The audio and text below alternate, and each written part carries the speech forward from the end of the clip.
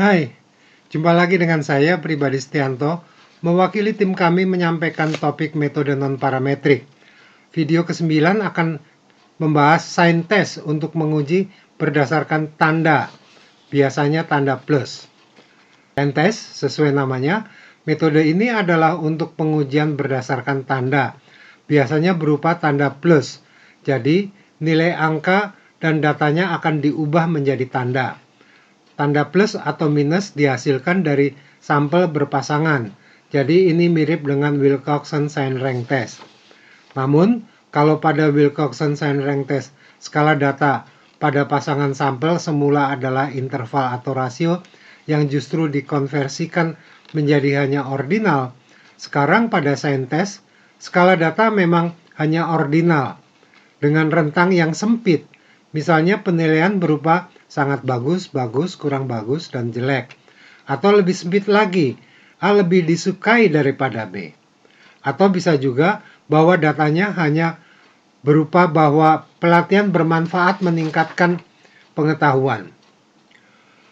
Dengan sangat sempitnya selisih nilai, yang berarti relatif tidak adanya variabilitas atau intensitas nilai-nilai, maka selisih tersebut hanya efektif untuk dinyatakan dengan tanda plus, yaitu sekedar sebagai ada atau tidak adanya sifat yang dikehendaki. Kita lanjutkan dengan prosedur pengujian pada frame berikutnya. Karena merupakan pengujian terhadap atribut, cara yang sesuai adalah pengujian proporsi. Karena atributnya hasil dari sampel berpasangan, maka pengujiannya adalah untuk ada atau tidak adanya sifat tertentu yang menjadi perhatian. Misalnya ada atau tidak adanya pengaruh positif dari pelatihan, atau ada atau tidak adanya perbedaan rasa hasil resep baru, atau apakah pengaturan cara kerja baru lebih menyenangkan. Jadi tidak sampai mengukur seberapa besar bedanya. Maka pengujian proporsinya adalah untuk proporsi sebesar 0,5 dengan logika bahwa apabila pelatihan efektif, maka akan lebih banyak yang menjawab ya, sehingga lebih banyak tanda plus. Sama halnya, bila resep baru sama saja, maka akan ada separuh yang menyatakan lebih menyukainya dan separuh lainnya yang menyatakan kurang menyukainya. Pengujian atribut ini sesungguhnya merupakan pengujian yang didasarkan oleh terjadinya peristiwa sukses dan peristiwa gagal, sehingga merupakan kasus binomial. Akan tetapi, bahan ini akan dibatasi pada pendekatan normal untuk kasus binomial, yang jadinya kita harus memiliki sampel minimal 10. Begini prosedur pengujiannya. Dengan desain H0 bahwa P atau proporsi populasi adalah 0,5 sehingga HA untuk P tidak sama dengan 0,5.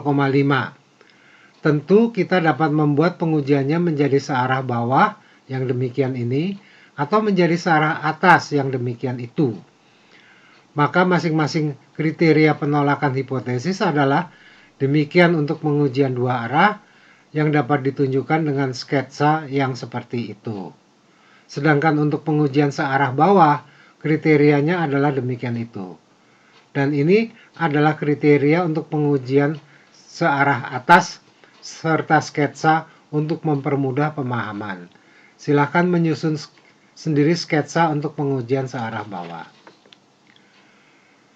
Selanjutnya adalah statistik uji yang merupakan konversi proporsi sampel ke dalam skala Z dengan formula ini. Dengan P bar adalah proporsi sampel untuk tanda plus. Dengan N adalah pasangan data yang relevan, yaitu pasangan data yang selisihnya dapat diberi tanda plus atau minus. Jadi tidak menyertakan pasangan data yang selisih pasangannya adalah 0. Mari kita lihat contohnya. Inilah contohnya. Silakan pause video untuk memahami soalnya. Jadi kasusnya adalah akan membuktikan bahwa kopi susu dengan gula aren lebih gurih dibandingkan kopi susu dengan gula kelapa pada tingkat signifikansi 0,05.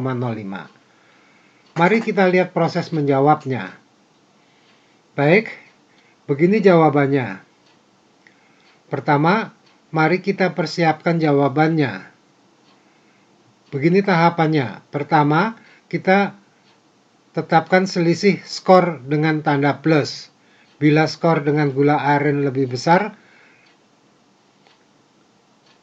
pertama mari kita persiapkan jawabannya. Begini tahapannya. Pertama, kita tetapkan skor dengan tanda plus bila skor dengan gula pasir lebih besar, dan negatif bila skor dengan gula aren lebih kecil, dan 0 bila skor adalah sama. Jangan lupa untuk tidak menyertakan observasi bernilai selisih 0. Kemudian tetapkan besarnya N yang relevan.